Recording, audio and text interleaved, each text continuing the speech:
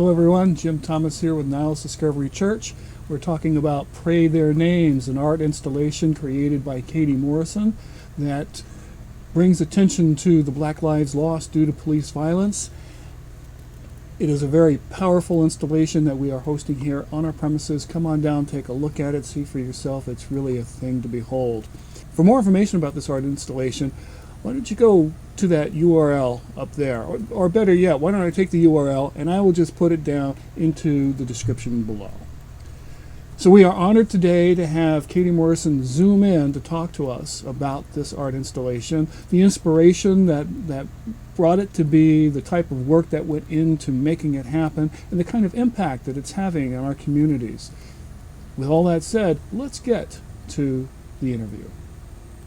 All right, so let's start with this. Why don't you tell me a little bit about yourself? Okay.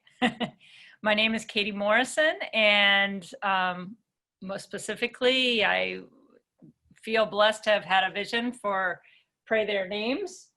And I am an ordained minister in the United Church of Christ. I've served churches for 20 years, working with children, youth, and their families, as well as all ages. And about 6 years ago, I decided to go into teaching, and I call it expanding my ministry. I really want to know what it'd be like to walk with youth and their families Monday through Friday versus just once a week or occasionally once a month. And also having a daughter of my own and a wife who is a UCC minister, it's a lot to have two churches in one family. And so we wanted to bring that together. And now we are at one church where I'm a member of First Congregational Church of Sonoma. I do have the privilege of working with the young people on Sundays, and I work for a public school during the week. Nice. Okay, so Pray Your Names. Tell us about the inspiration. How did this all come together for you? Okay. It was mid-June, so we were still fairly new to being at home, and First Congregational Church of Sonoma was engaging in intentional anti-racism work. There were some small group offerings, and I was attending one of the groups where we had participated in a free virtual workshop by a trauma specialist. His name is Resma Menikin, and he wrote the book, My Grandmother's Hands, and it was addressing racism through the lens of trauma. And in his book, he goes through Black body trauma, white body trauma, and police body trauma.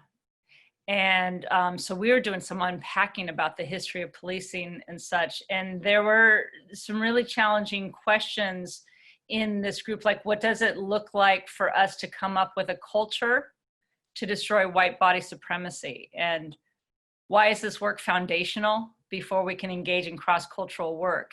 And so there were some good challenges coming to us to really think about, yes, spurned by the horrific video that we saw across our country and across the world of a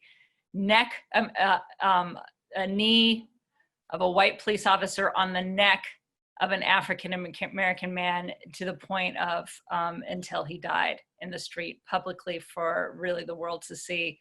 That just was a horrific event, and also a symbolizing of how much our country still has to really genuinely grapple with systematic racism, and in the unique form of white privilege, white supremacy, the creation of whiteness, and treatment of African American human beings for the last 401 years. And so that was the background. That was what was going on. And I was live in this small group, and we were talking about those questions, and I had a flash. I'm an artist, I think visually.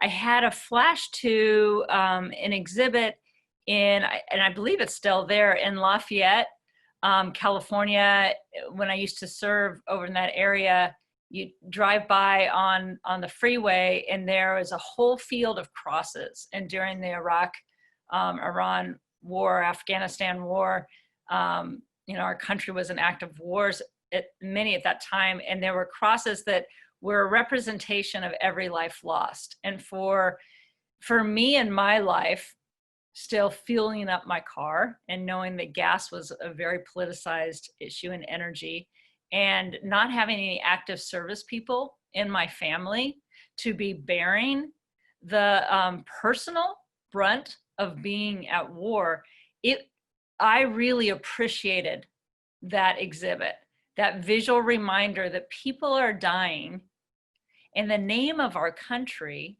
and people are killing other people in the name of these tense issues, and I can still be driving and going about my daily life. And so the power of the visual to bring what's happening on a larger level into our daily lives is a reminder and invitation to pause. And I was really moved.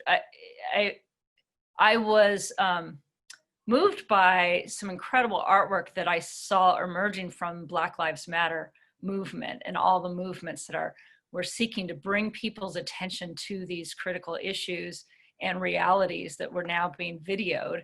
And so, taking on the challenge to say their names. These are human beings. Say the names, say the names. And as a pastor, I didn't have the name first, but I flashed to, wow, we've got this field.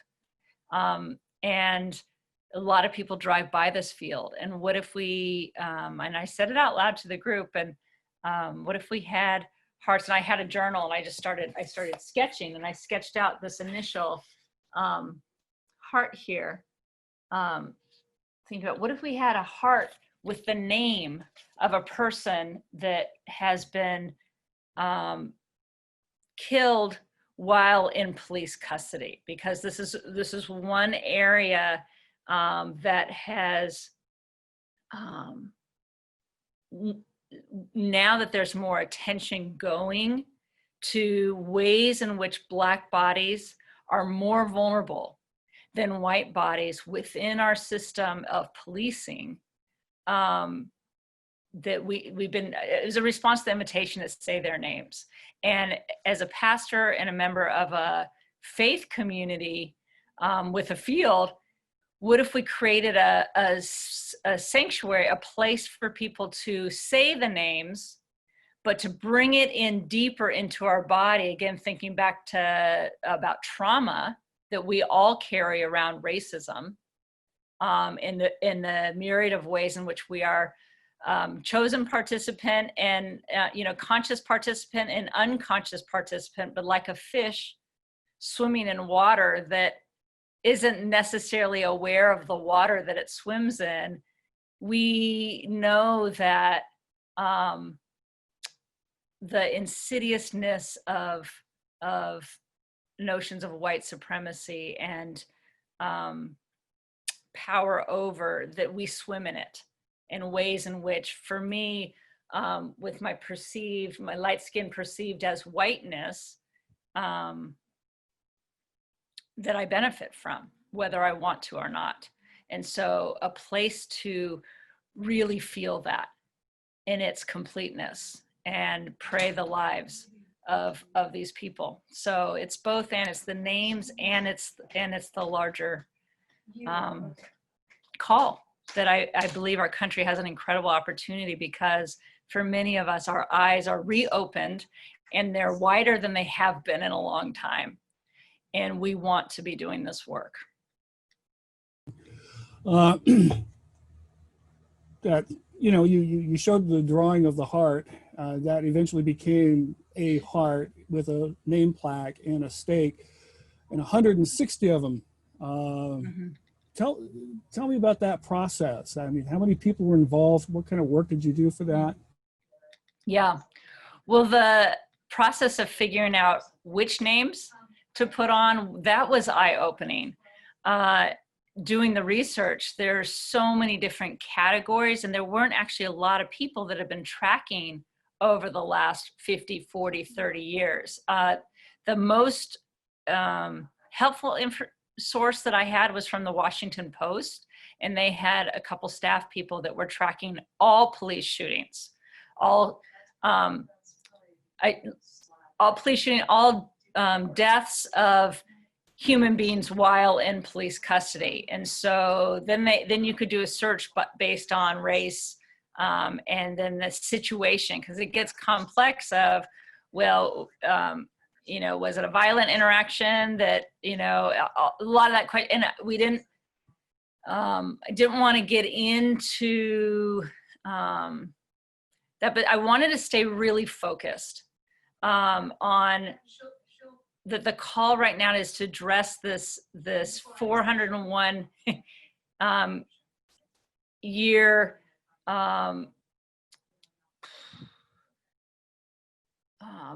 burden that we all still hold, burden and reality of from slavery to slave patrols to policing. And never think that policing is not all bad. This is not an exhibit against the police. It's an exhibit against the ways in which racism impacts how policing plays out. And so we focused in, and it was with the help of some of that research, and it was 148 names, because we also wanted some blank spaces in there. And a teacher on summer break. I didn't know, you get the big vision, you don't know if it can happen. There's a member of our church, her name is Lolo Chambers, and she's an artist in the community. And I called her up and I said, okay, I've got this idea, and I really don't have any idea how to make it happen, but so energy is in me to do this, and wondering if you could talk through some ideas. And she said, great, come to my house tomorrow at 9 and I'll make you a latte and we'll talk it through. And I arrived to her house, and her brother was there, who's a woodworker. And she said, okay, I've got Peter Craig here, and he's interested in hearing the vision also. So I thought it'd be good to have him here. And really quickly, we had a grocery bag. We were cutting out the frame for the heart. We wanted it to be tall. It could be Valentine's Day. This is not cutesy. This is a sacred. The visual had to really stand with incredible respect, thinking about the families, thinking about the people. And so we cut out a frame for it. Peter left with it. I was ordering wood. He was cutting the hearts.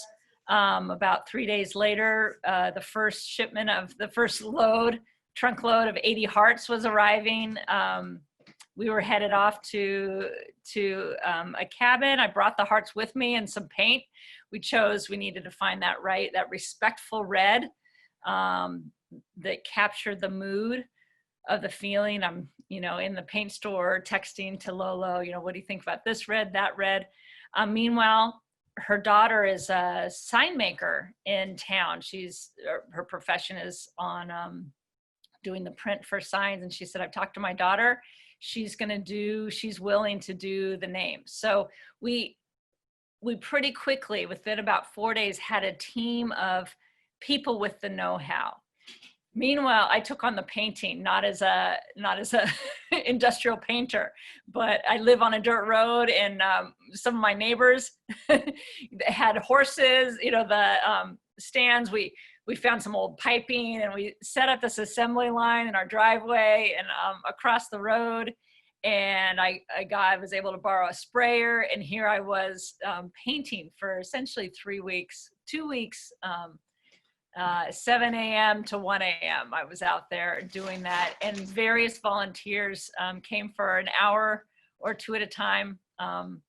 Folks who, we were wearing masks, and folks who felt less vulnerable to the virus, that felt able-bodied people that could come and help. And so then we got into how we're going to do So we painted the hearts, then we did the stakes, and then we did the nameplates. That looked like definitely like with 160 of these black pieces laid out. It looked like railroad tracks, and I loved that image of, okay, we had the Underground Railroad, which was so powerful to bring people into liberation and freedom, and now we've got the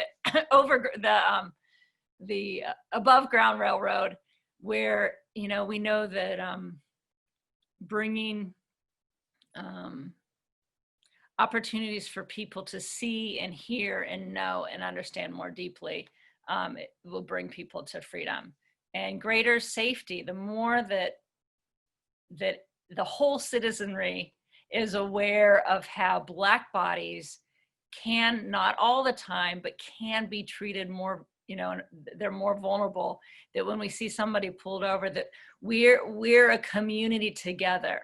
We're saying, is everything okay here? Do you need any help?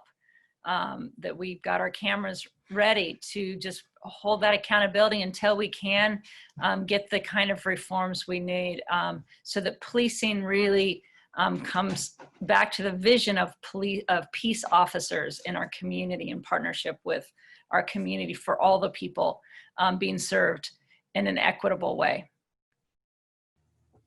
Now, I grant you that was getting all the signs together, building them is the biggest part of the work that needs to be done. But there is a secondary part too that I'd like to bring up, and that's the church's installing the installation on our premises. Mm-hmm. And one of the things that we had a problem with is that the land that we have, which was plenty big to hold the whole thing, has about a foot of mulch on top of it. Mm. So to dig down into that and then another foot into the ground to put the signs, that would make the hearts almost touch the ground, and we didn't think that would be a good look. Yeah. So and I love how Niles Discovery Church adapted. That's the beauty of, so when we first, when I brought it to members of the church, and when I brought it to Kern as a pastor, and she said, wow, that it resonated. When it resonated with Lolo, when it resonated with people, with volunteers to come in the really hot Sonoma sun to help with painting and moving the wet items, that resonance really powered us. And it was really about 3 weeks in, we were about a week out from our installation date, that Reverend Kern Reichert, the pastor at First Congregational Church Sonoma, was reaching out to colleagues, and it was resonating with them. And we were getting that this was going to, and we hope will continue to be bigger than just an offering that we're giving, a love offering to the city of Sonoma, that it will go to other cities and really connect our churches, and offering this sacred space to the community for anyone who happens upon this visual exhibit, that they can choose to encounter and engage and have that space to grieve alongside of these names, to pray, and however one prays, and that they are welcome to do that. Installation became a huge issue in Sonoma. Our ground is the earth is so hard. And it felt like how hard it is for many of us to engage racism work. You choose to do hard work, and that's the thing of privilege. You don't have to, right? Except our faith says we have to engage the world. Mm-hmm. But so my friend Jean Sharkey, who is one woman owned, landscaping business in Oakland, she came up and she started working the land first with the metal poles, down into it, and like 5 hours later had 15 holes dug. And we thought, oh my God, this is cracking the earth on this, and metaphorically and in actuality is so rough. And we ended up buying an auger, a powered auger with this drill to go down, and she just was amazing, her, fighting the earth to get these in. So yes, lots of logistics around installation, and then the logistics that for each site, it's going to be a different reality. And what Niles did of pre-installing stakes and then doing the, I think it's zip ties Yes, zip tie. onto the stakes was just, a wonderful adaptation. Yeah, let me show you a couple of pictures here. All right, how about There that? we go. Okay. Are these 1 inch by 1 inch? Yeah, they're 1 inch by 1 inch. It took approximately 4 hours for them to be put in the ground. They brought Well, in that's a record. yeah, they brought in a metal rod, and then they pounded it into the ground about a foot, and then they pounded the stakes in anticipation of setting up the signs the following week. Yes. Following week, when we got all the signs, we went out there, and it took us an hour and a half to get all the signs up. So that's a total of 5.5 hours. Of course, we had a lot of volunteers. So that's amazing. I'll tell you that was much faster than our experience. And I like that I bet there was some curiosity in the community of what's going on here. Some anticipation of what's Niles Discovery doing with these stakes. Yes, there was. Are you planting trees? As we have a preschool on our site, and it was great. The preschool teachers were so supportive, and they worked with the children. These are 3 and 4-year-olds on what do you think's going in, and they had all their ideas. Mm-hmm. And then when the teachers didn't tell them, so they thought there was going to be lots of fruit trees and what kind of fruit, and anyway. And then they came in and they talked with them about it, which I really appreciate, because kids of all ages mm-hmm. are a part of our human community. So on Monday, yes, it was Monday, we got everything all set up Monday morning. Mm-hmm. And we had heard that at the previous church, there was a little bit of vandalism, but it was thought that maybe that was because people are walking by and people do silly things. So one of the things that we decided to do is we would put the hearts so that they're at least 10 feet away from any walk path. Mm-hmm. And that way, people walking by just wouldn't walk by. Somebody would actually have to walk over there to do something. Mm-hmm. And that was a concern. And so people would come out there later on in the day and so on Tuesday as well. And it was left alone. It was fine. And we would see people walking by, stop, read the sign. And then we had our dedication on Wednesday, mm-hmm. And it was beautiful. Curran was there, and I'm sure she told you a lot about it. I had the chance to see some video footage. I have a video that I will send you a link to the video that I did with everything that's going on. But what kind of response have you received since the inception of all this to date? Yeah, well, I do want to say I was so pleased that your city police chief was said yes to the invitation to be a part of it. That the vision of it being in partnership, we're a church and synagogue in Sonoma. And so our partnership with Shir Shalom congregation is so important. And, as people who knew what it means who knows what it means also to be the target of discrimination, and even in the history, the trauma of extermination, in partnership also with our police chief, who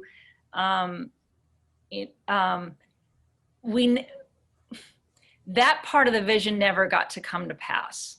The police chief felt he wasn't able to be there. And we tried to see if there was an officer willing to be just symbolically that presence, because I think it's really easy for people to say, oh, you're for something, so therefore you're against something. Right.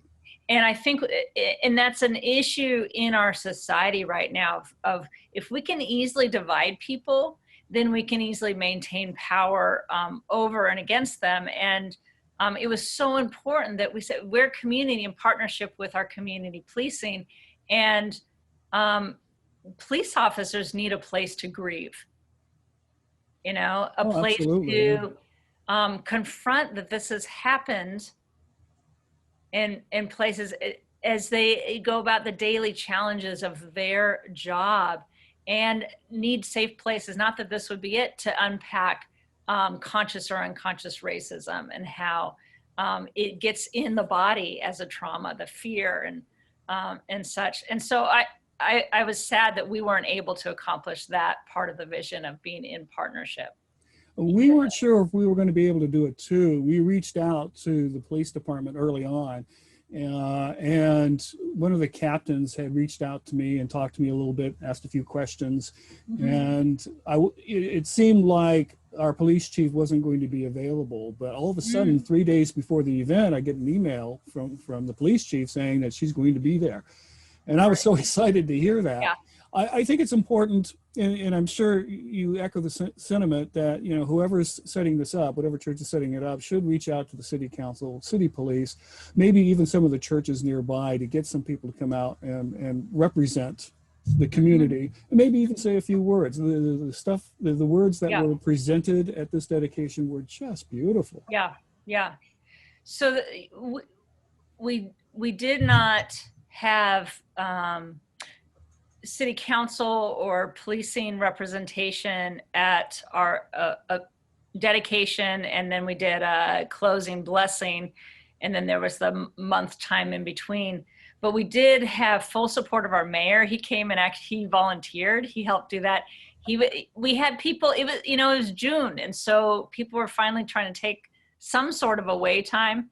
I think that was some of it. And also, when it came down to it, I didn't want it to be an event that was about, I mean, I wanted police representation because obviously for this exhibit, that was so important, that we need to be in partnership as we're calling for changing, transformation in policing. But we didn't feel that we needed it to be an event that was about the officials coming and showing up, that it really is for the whole community. And the most moving moments under the topic of how was this received were in the people that in my own town who I'd never seen before, who stopped and engaged it, and to see how moved and how blessed they were in being given the invitation to engage this in this way. And as we were just finishing the installation, I was doing the last spraying of the clear coat over the nameplates. There was a family, they've been doing some wine tasting in Sonoma. They were walking up the street. They stopped, they read the sign. I stopped and I waved, "Thank you so much for stopping." And then they came, they turned kind of the corner and began approaching the exhibit some more. And they're kind of, the mom, it was a mom and dad and their daughter, I just saw her freeze and look at the hearts. And so I stopped and I came a little closer and said, you know, "Are you okay?" And she said, "I'm a descendant of Emmett Till." Wow. And she says, I'm the second cousin, and this is incredible to see this. And people have kind of been saying, you know, why did you include Martin Luther King, or why didn't you include Edgar Mevers? She was also a descendant of Edgar Mevers. At some point in the family, there was a close connection there. And it was just so moving to talk with her, and I wanted to include those names as an entry point. Martin Luther King, African-American, nonviolent justice leader, shot in daylight. Somebody standing for nonviolence having his life taken, and a name that would be familiar to everybody as that entry point. Known and unknown, Martin Luther King. And then Emmett Till, he was 14 years old when he was brutally killed. And I was 14 years old when I learned about him in my public school social studies class, and in the textbook saw the image of him in the casket. And that always made a huge impact on me, that in 1950, this isn't just this old thing of slavery. This was like, it shows its ugliest head in these moments. for the world to see. And so it felt important to include him. And then Edgar Mevers, a lawyer who was working on cases, lynching cases, for justice for the families that he was brutally murdered. It felt like those significant moments in history, and the continuance of it, whereas many might have the perception of that was then.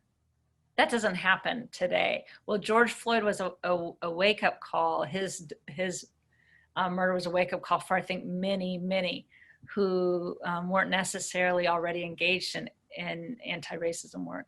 So it's been incredibly received. People did have concerns. It's a vulnerable exhibit. It's there. We're welcoming the community in great faith that people will feel the sense of respect, the tone that the exhibit seeks to express in the welcome, but it's welcome to engage in a specific way in the realm of grief and prayer. And but there were parishioners and there were members of the community who had concerns, and my gut response from the very beginning is, we offer this as an invitation. If somebody does something that is hurtful, that is damaging, that is destructive to it, that's information for our community. And it's hard information, but it's information. Doesn't mean that there wouldn't be the grief and sadness of that. And so far, people have been incredibly respectful. So we pray that protective shield goes with it, that each church is adding to it, and that it just keeps being filled up with that intention that we're all holding together, which is pretty incredible. That during a global pandemic, we can share something that's visual, that's tangible, and that it calls us to continue our work together. Well, I got to tell you, everybody at Niles Discovery Church is so honored and pleased to be able to host this for the next couple of weeks. It does mean a lot to us. We have been really concerned about what's been going on, and the shelter in place has made it a little bit hard to sort of act on those concerns, to be able to be a part of something or to do something. And this gives us a chance. So we're so happy to have it here. This is a wonderful thing you put together, and I'm without words now. Thank you. It's been a little, it's like they become your babies. They're in your hands. They're, all the different steps. And that first time packing them up, all the firsts that our church was engaged in, they were exciting and hard. And each time I call the pastor, thank you so much for the ways in which you cared for it. Thank you, Niles Discovery Church, for the ways in which you've held them as something precious, and that you have that sense of protectiveness. And thanks to the churches who will host in the future. We are sharing something, as we do, we share something sacred among our communities. We're well practiced in that, and it's pretty amazing to be able to do it in this tangible, visual way this time around. Absolutely. Well, Katie, thank you so much for taking the time to speak with me. Absolutely. It's been a great pleasure. And again, this is a wonderful thing that you're doing. Thank you, James. And thanks to the wonderful, good folks at Niles Discovery Church.